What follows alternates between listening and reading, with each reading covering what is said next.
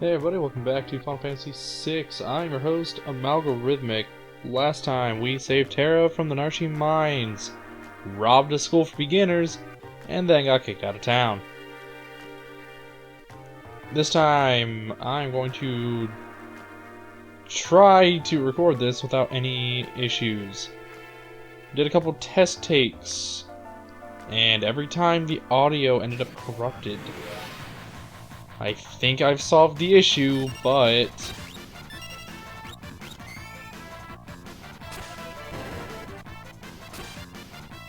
because I do happen to keep a backup save, just on the off chance that something doesn't go quite right. Whether it's me throwing myself at a wall for an hour, or the audio getting corrupted. Or maybe I just don't like that outtake. Regardless, I make sure I do whatever I need to ensure a smooth transition. Completely ignoring the enemies, and what I just did with the fire. The fire is a single target magic attack. However, after you select magic, if it is single target, you can tap R and it will make it multi-target.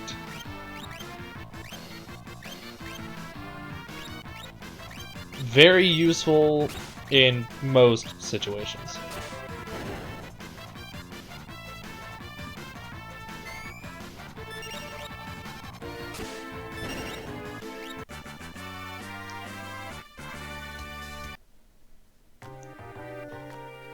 Alright. There is one thing on the overworld I kind of want to check out really quick. Simply because if I don't do it now, then I'll have to wait until later, and waiting until later is really just kind of an inconvenience, so we're just gonna do it now.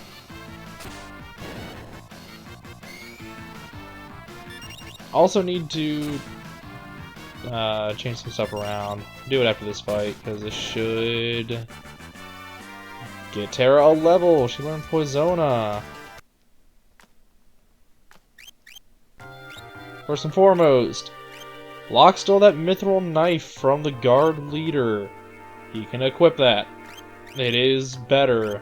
If you use the optimize, it will give that character the optimal layout for their class. Since he is the thief, it makes sense for him to use knives. If you're curious what a spell does when you learn it, you can go to abilities, scroll down to magic, and then scroll through your magic list and find the spell you learned. Poisona removes poison from the target. You have fire, and cure restores HP. If you press R after you select a heal, you can multicast it while in that menu. Very helpful. Continuing to move on because I have a lot of ground to cover, and I want to make this take not forever. In this little forest down at the bottom, there are no hidden items, but there is a bird. Chocobos. If you're familiar with Final Fantasy in the slightest, you know about chocobos. Talking to this guy, he will teach you how to ride a chocobo. AR forward to move forward, or AR up to move forward, left and right to steer, B to dismount. Bird will return to its pen as soon as you leave the saddle, so as soon as you dismount, you lose your ride. I don't want to spend 100 gold on a chocobo ride. The castle is right beyond this fight. It's fine, I'll take extra experience. Feel free to go a little crazy with your mana. It's not going to be a huge issue.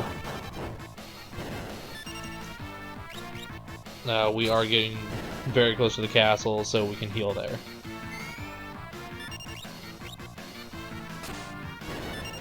I'm probably going to start cutting out like random little fights. Assuming like I'm not talking about anything of any level of importance.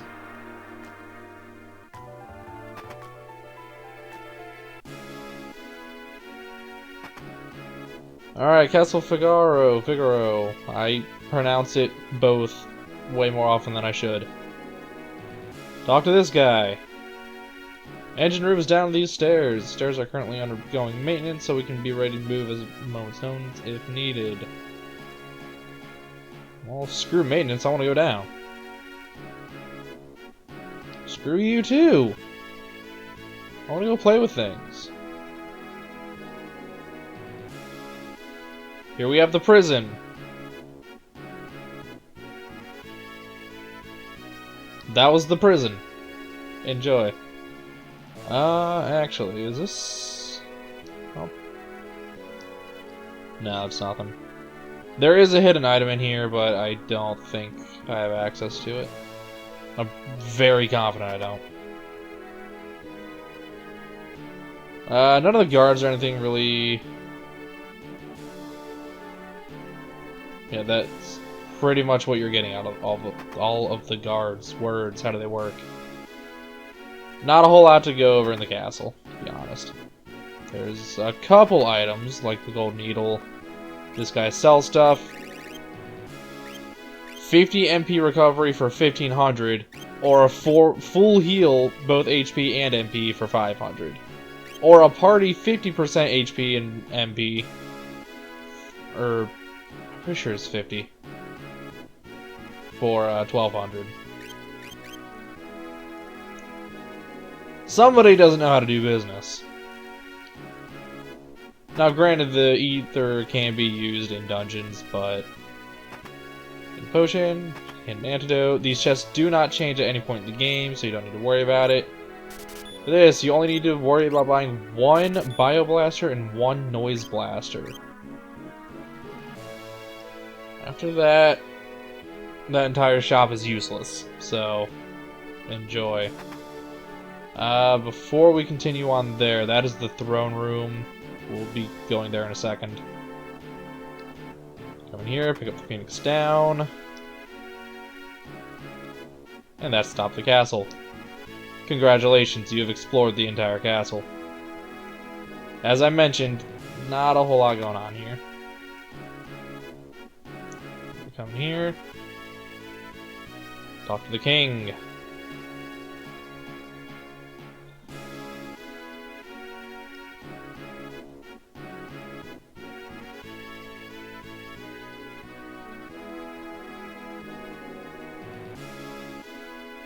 Young King of Figaro Castle, Imperial Ally, and Champion of the Technological Revolution.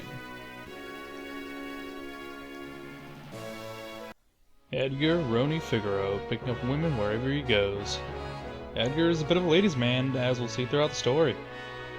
However, this does mean he's not a very respectable person. While very much playing on the traditional Prince Charming sort of stereotype, he actually offers a lot of legitimate battle strategy and leadership to both his kingdom and his party members. His stats are pretty average. While he has the worst evasion stats in the game and the second worst magic defense, to compensate, he has the highest attack stat in the game, third highest stamina, and third highest defense. At least in the main cast, but we'll touch on that a lot later.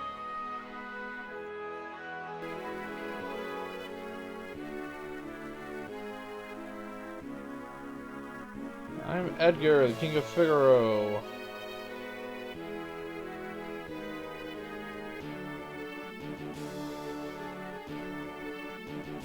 To be specific, his name is Edgar Rene Figaro, which I find hilarious.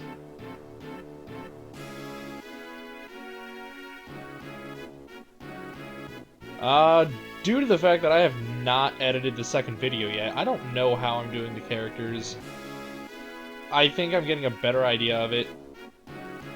But we have Lot Cole. I don't remember if I mentioned that in the video. Again, my recording schedule's been insane, so forgive me if I'm covering ground I've already covered. We have Tara Branford. Just want to make sure I'm covering all of the lore. There's a lot of it. Please bear with me. Alright, after talking to the king,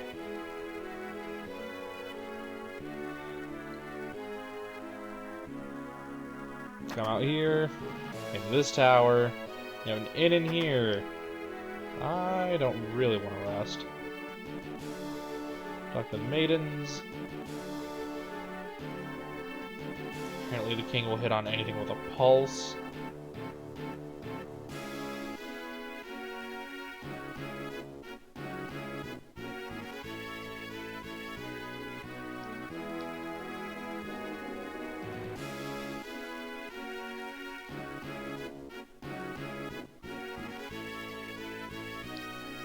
Come out into this tower.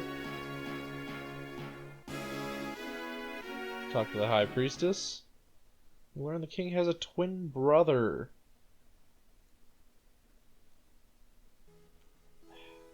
The future Malgs will correct me, but I'm pretty sure the original game kind of subtly implied that the twin brother was actually the younger brother. I don't think it mentioned they were twins, and you'll see throughout the game this individual, who we are naming now, there's twin brother who traded the throne for his own freedom. Sabin Rene Figaro is probably the best example I can think of On how to make a confusing character. You'll see what I mean later.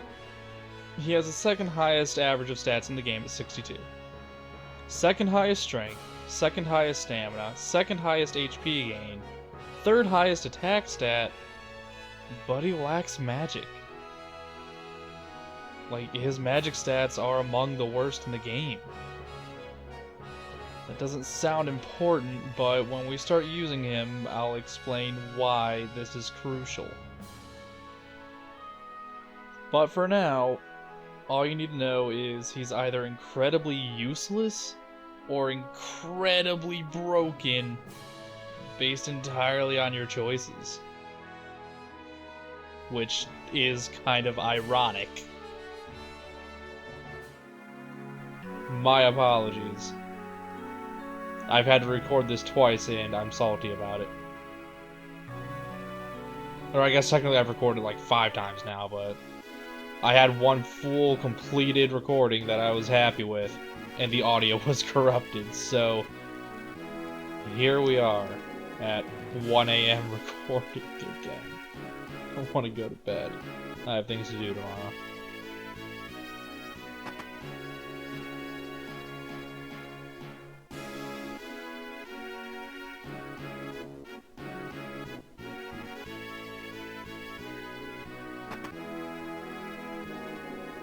You can kind of look around. There's not really a whole lot. There's no hidden items. This is magic. This is master called the Magi. You can learn so much about it without seeing it. Again, just not really a whole lot going on here, so I'm trying my best to kind of hurry through it. His brother was so disgusted by the succession that he fled the castle, never looking back.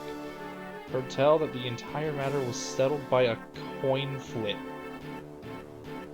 This dude is ruling an entire nation because heads I win, tails you lose.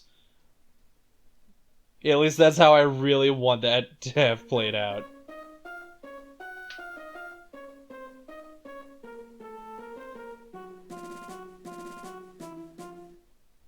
And here we have Kefka, not happy with the desert.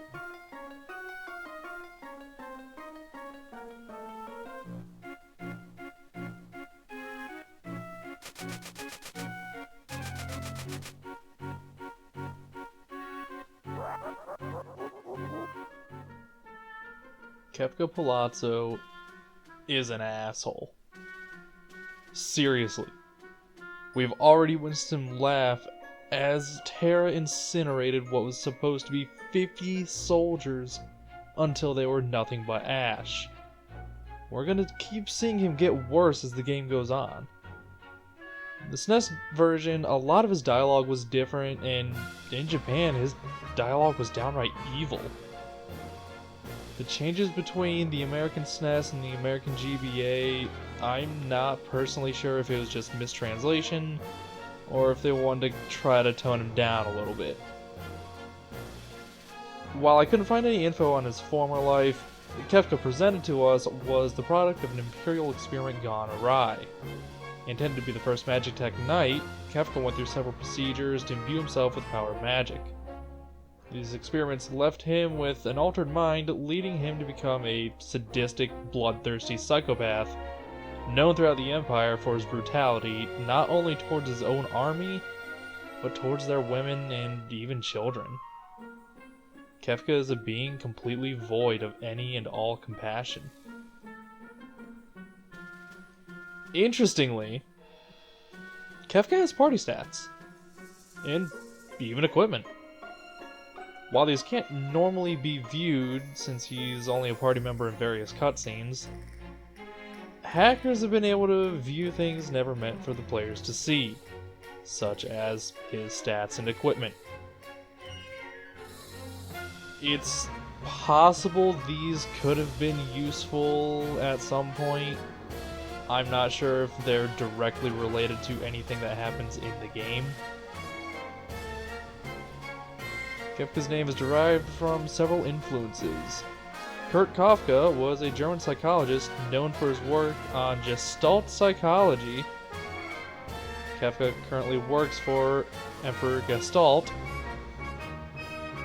There's also Franz Kafka, a Czech novelist known for his stories of hopelessness and existentialism. Given Kefka's personality, it seems pretty likely. His last name, Palazzo, is Italian meaning palace or mansion. Since his official rank in the Empire is that of a court mage, it would make sense to reference the place in which he resides, though it'd be a little silly. A more likely source, in my own opinion, is another Italian word, pagliaccio, meaning clown. Given Kefka's artwork, very probable to be the heaviest influence for the name. Also kind of makes the name sort of a weird play on words, which, I don't know, I like it.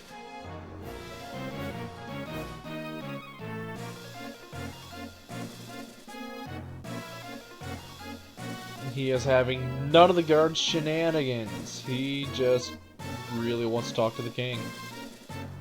Now, an interesting thing here, I'm pressing A. I can't talk to anyone except the soldiers.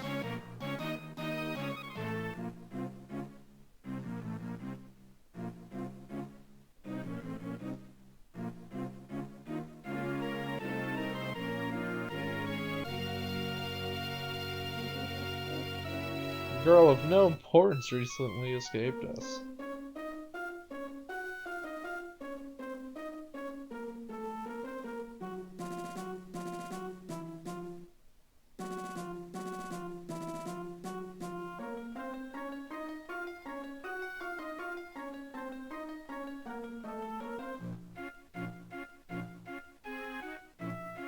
Cares an awful lot for somebody that's not important.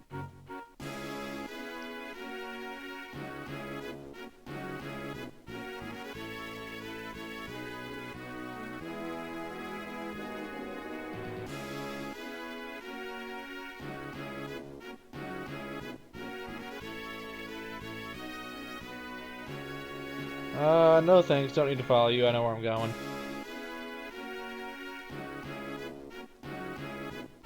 If I hadn't gotten stuck on him.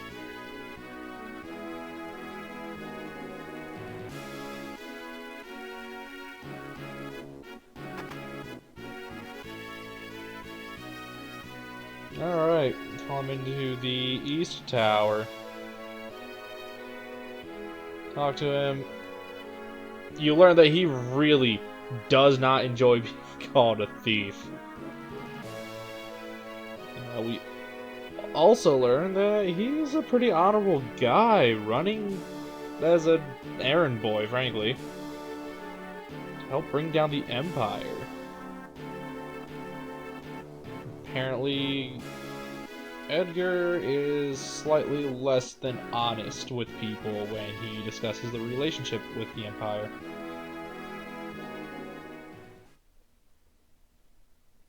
And we have an amnesiac with a moral dilemma. Honestly, I do feel really bad for Terra. I couldn't imagine knowing that you have unbridled power that nobody else has. Not remembering anything other than that one thing. And also just being conflicted about what's right. I mean, she has enough sense to know that mass genocide's probably bad.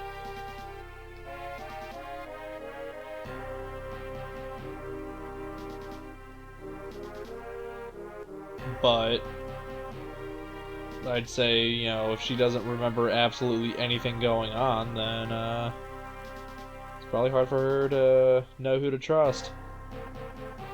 Other than Locke, who's been helping her out. But been helping her out for his own needs, so seems I have no choice but to run away like a coward.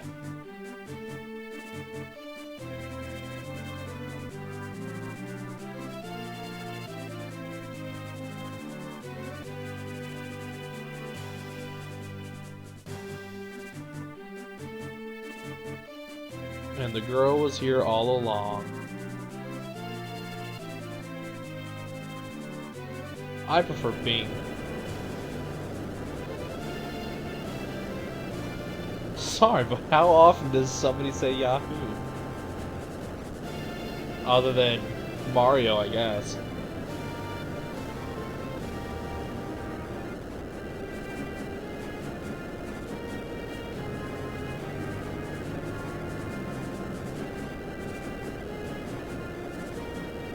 And we have the subterranean kingdom of Figaro now.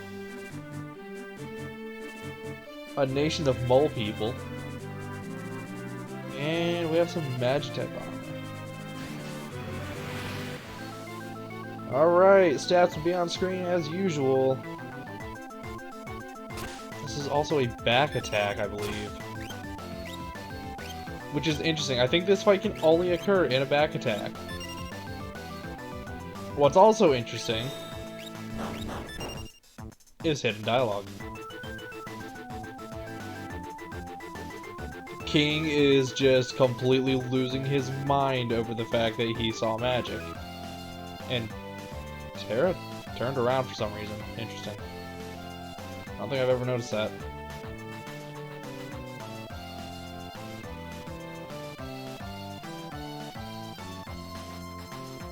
I love that he says this kid's really something when, if memory serves, he's younger than her. Locke's only 25.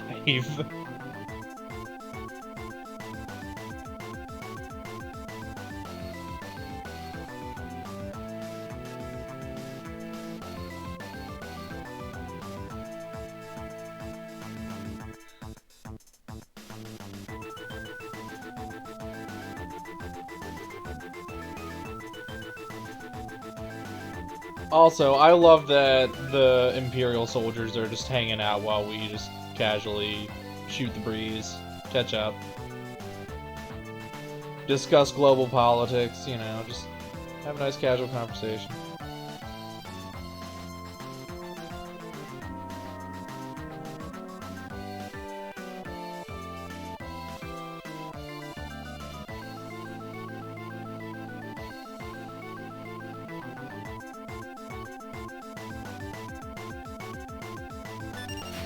Alright, Edgar, tools. You have the Noise Blaster, the Bio Blaster, and the Auto Crossbow. I'm just going to be using Auto Crossbow. Noise Blaster is an AoE confusion attack. And Bio Blaster is an AoE poison. Neither of which are particularly helpful in this particular fight, but very good to have later on. And double high potion. Excellent. Believe that happens if you manage to kill them both at the same time. My previous recording I did not get to, but I also killed one at a time, so... Son of a sandworm. My favorite insult.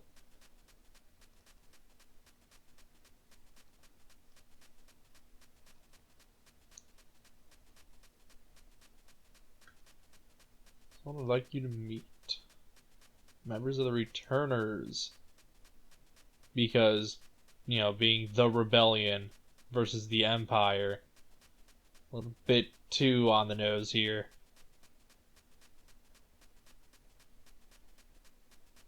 This really is just the intro to Star Wars, isn't it? Starting off in a desert, one individual that just happens to know space magic that has long since been thought to have gone extinct.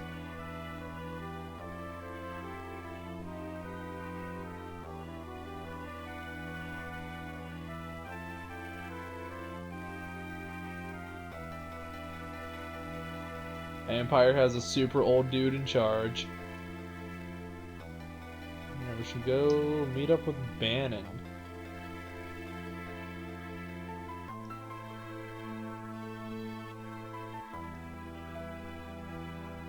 Alright, we are heading to the Cave to South Figaro. That is just what it's called, not the most creative name. Now, we are currently riding a Chocobo. Feel free to explore the overworld should you desire. Again, there's not really anything here, so I'm not going to.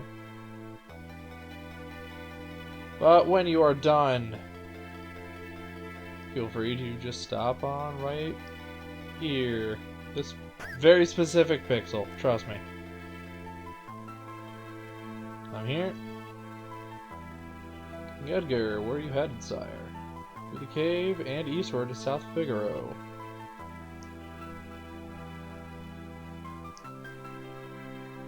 Alright, if you chose to come here earlier, then he would just tell you to leave.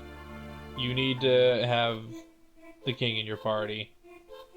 But I think that's going to be it for this video.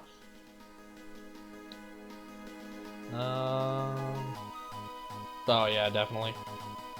Hopefully no audio corruption this time. I'm real tired of recording this sequence. I want to have some level of backlog on videos just in case something comes up and, you know, editing takes longer than I thought, or I have things to do because I do actually have a life outside of YouTube. At any rate, I've been Amalgorithmic. This has been Final Fantasy VI Advance. Next time we will carry on through the cave into South Figaro and figure out where we're supposed to go from there. Take it easy, guys.